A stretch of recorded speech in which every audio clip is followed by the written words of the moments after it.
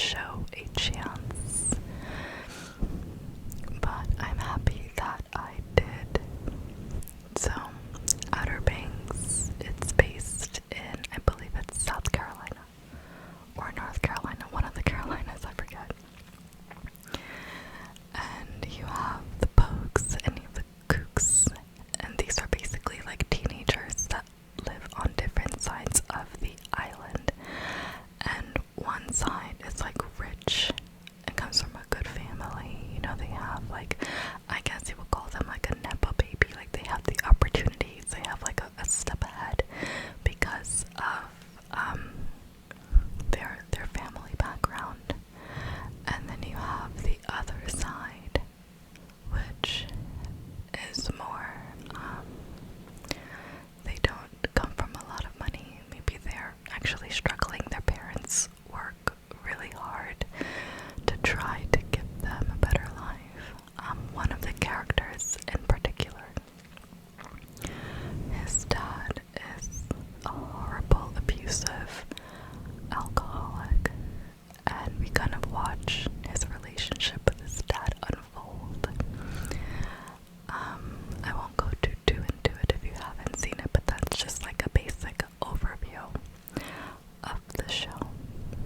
I have never been to the Outer Banks, but I have friends, and my family sometimes goes out there, and I'm like, why have I never been? Or maybe I've been one time, but I was younger. And one of the characters from the show, the main girl,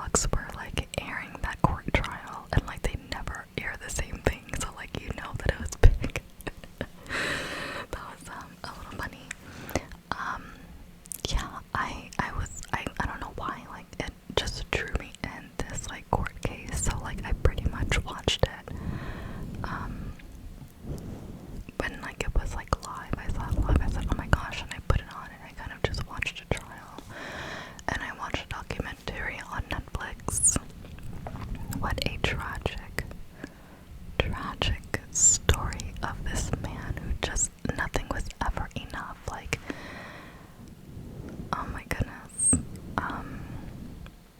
So, after, like, the trial, then they started talking about Stephen Smith and reopening the case. On Stephen Smith, the speculation is that Buster Murdaugh was connected. Do we know that? We don't. I mean, they would have to open up the case and see. But, I don't know, like, I heard, like, the jail calls from Alec Murdaugh to his son, and, like, the way that he was talking to his son, it seemed like he was still trying to control things. And there was one time Buster said, because Alec Murdaugh was talking about asking someone for money or something like this, and Buster Murdaugh said, listen, I just want to make sure that you are not doing something that you are not supposed to be doing. And so it kind of showed me that even though Buster didn't show that much emotion, I would say, in the trial, I mean, how can you expect someone to react? I don't know, he didn't show that much emotion. But in that kind of phone call, like, it came across that, like, he knew his dad was, like, not an honest man, like, there's something wrong with him. He actually seemed a little bit annoyed with him at some points. But I cannot imagine for Buster, like, losing your entire family to your dad, like, and it could have all been prevented. And the saddest thing was, like, the boat case. The boat case, her name slips me for the moment, but, how that all happened, and Paul's behavior, and just how Alec tried to cover it up, and, like, wow.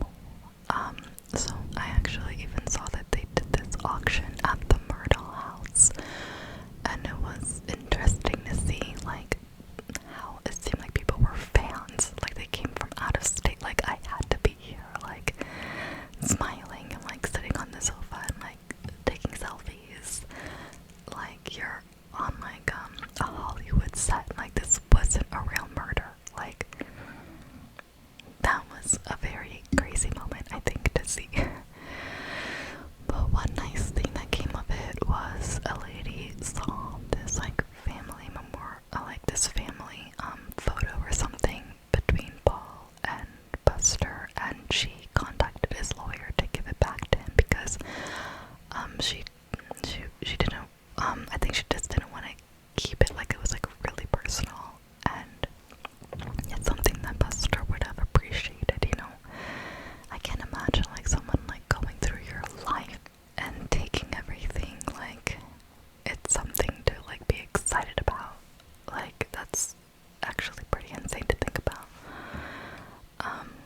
But it was very sensationalized in the media, so in a way I can't understand, but it's like, I would not want anything from that house.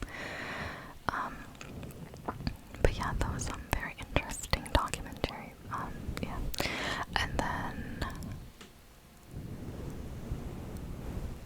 oh yeah, I put in my notes there that the judge that presided over the trial, he was literally looking at a man that killed his family, while his own son had died just months prior to the trial beginning. Maybe not to the trial beginning, but months prior to, like, yeah, to the trial beginning. And knowing that if you had the choice, you would do anything to bring back your son, but Murdaugh, he had a choice, and he killed his family. Like, that was insane. And I love how the judge talked to him when the trial ended, saying that, I'm sure Maggie and Paul visit you every night, you know. And for Alec to say, oh yeah, they do, they visit me all the time, it's like he's, like, still in denial or something. It's very strange. But yeah. Next one is Vikings. I love this show, and I'm not, like, someone who really watches, like, medieval pieces and, like, war stuff. It's kind of gory and bloody, but, like, the storyline on this show was so rich that that war stuff did not even bother me. I love all of the characters. They're so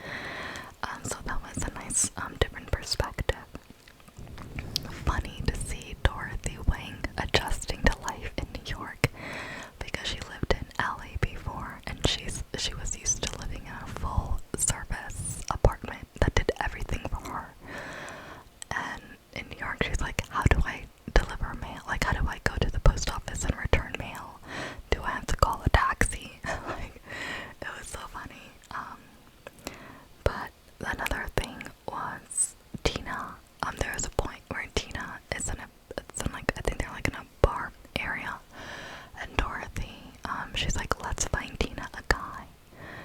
And it makes Tina so uncomfortable with these men around. Like, it bothered me a little bit because I just wish Dorothy would have asked her friend, hey, do you want to see if we can meet new guys here?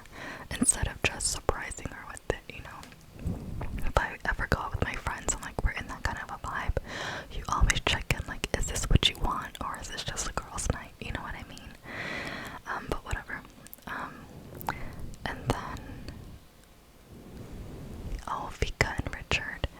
So I really respected how Vika stopped Richard from proposing. She's like, are you gonna do it? I think you're gonna don't do it. Because she wasn't ready and she wasn't there yet. And that's something to be respected, you know, like, yeah, like, I love you and everything, but we're just not there yet. There's no rush to it. And so that was nice to see. Okay, I've also watched the movie Belle. In love with this movie, how it's written, how it's directed, the storyline, the characters. It's just an amazing movie. If you haven't seen it, it's on Disney Plus. I kind of forgot to mention where I'm watching these shows, but I'm sure you've heard of them already. Disney Plus and Netflix. Belle in particular, it's on Disney Plus.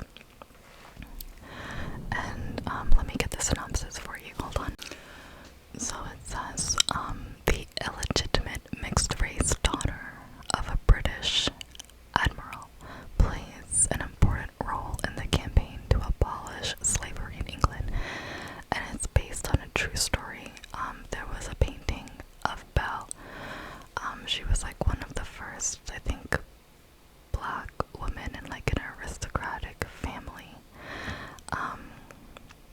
So that was like really interesting. I saw Belle there, like, showing up sometimes, and I was like, oh, I don't know what that is. And then I finally gave it a chance and like looked into the real story behind it, and it was really, really cool. I think it's her, I call him as her stepdad, I guess I'll call him that. He was, I don't know if this is actually accurate in real life, but basically he was a judge that presided over a really important case that were the beginning steps of abolishing slavery. So I don't know, it's just a really cool story. Go check it out if you haven't seen it. And then, last but not least, and I have to look at my notes here, because, this one, I'm still currently watching it. It is Love is Blind Season 4. Okay, first of all, yeah, my first note there was that I really, really, really do not like Irina. Very rarely do I not like people, I guess you can say. But oh my god, her personality is horrible. And perhaps it comes from a place of trauma or insecurities, I don't know. But to go on national television, guys, I mean, come on, to go on national television and be so nasty and rude to such a good person, to anybody, is despicable. Like, I don't get it, okay? So basically, if you haven't seen it, go check it out. I'll just talk a little bit about it. She was matched up with Zach, and when they came out to see each other, Zach, was happy to see her, and she told him, you look like a cartoon character. And like after that, it just kind of spiraled down and down, and like it was sad because Zach was really vulnerable and open in the pods, and he actually connected with another girl. They had a really strong connection. I think that she just said something that triggered a childhood trauma of his. Basically, his mom was a stripper when he was growing up, and now he's a lawyer, but the people that he would date never approved. Their family would not approve of his upbringing, which I'm like, you don't control your upbringing, like why judge somebody on that? And the original girl that he connected with said, don't worry about what my family thinks, or whatever. She said something that triggered his childhood trauma a little bit, and then he picked